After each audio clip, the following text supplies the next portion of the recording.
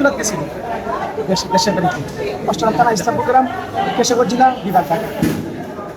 তো কিস্তি তুলা টাকা আসতেছিল আর শ্বশুর বাড়িতে বেড়ায় আসতেছিল। আসার পর তার সম্পদ রাস্তার মধ্যে অ্যাক্সিডেন্ট করছে। তো মারা গেছে 3 জন আর 2 জন আহত হয়েছে। গার্জিয়ান যে সে আমার ভাই ইউসুফ আবেদ।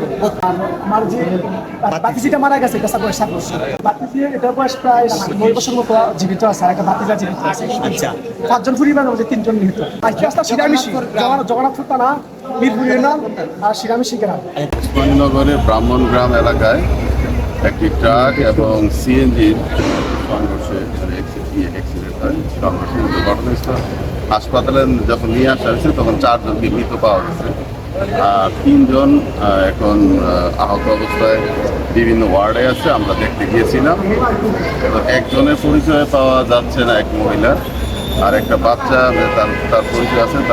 তারা সুনামগঞ্জের জগন্নাথপুরের আরেকজন হচ্ছে এক্স-রে করাচ্ছে। তো এই হচ্ছে স্ট্যাটাস। আমরা যারা মারা গিয়েছে তাদেরকে আমরা জেলা প্রশাসনের পক্ষ থেকে সরকারের পক্ষ থেকে 20,000 টাকা করে দাপন বাবদ যেটা নির্ধারিত সেটা দিব।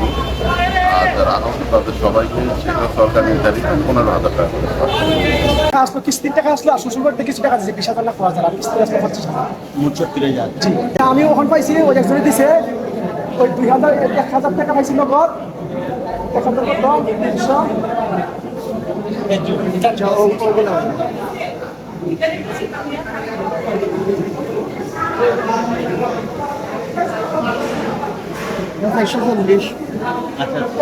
সেটা 1,440 টাকা পাইছি। 1,640 টাকা ব্যাগটা কিচ্ছু পাইছি না। ব্যাগটা কোন টাকাটা ছিল যে ব্যাগ আছে গাড়ি মধ্যে টাকা আছে আর ইগুন তার টাকাটা আছে না ইগুন তার টাকাটা আপনার লাশের টাকাটা আছে। এটা তো আসলে রাস্তার একটা বিষয়। আজকে যেমন গতবার যে দুর্ঘটনা ঘটেছে সকালে আর এটা দুর্ঘটনা গতবার সকালে তখন তো রাস্তা অনেকটা ফাঁকা ছিল। তখন ওভারটেক করার জন্য যেটা আমরা এটা একটা কমিটি হয়ে গেছে। কমিটি কয়েকদিনের মধ্যে রিপোর্ট দিবে। রিপোর্ট দেওয়ার পরে আমরা আসলে বলতে পারবো যে এখানে সমস্যাটা কি। তখন আমরা যেটা আমাদের পক্ষে সম্ভব সেটা আমরা করবো না কর্তৃপক্ষ দিয়ে আমরা সেটা জানাই দিই। কাজের বিষয়টা আমি এখন কাজের বিষয়ে রোডস আর আমরা যদি একোয়ারের কাজ আমাদের তো 50% বেশি আমরা শেষ হয়ে গেছে আমাদের। ঠিক আছে আমাদের এখন এখানে কাজ করতে হবে 50% শেষ হয়ে গেছে। 254 একরের মধ্যে অর্ধেক আমাদের আমরা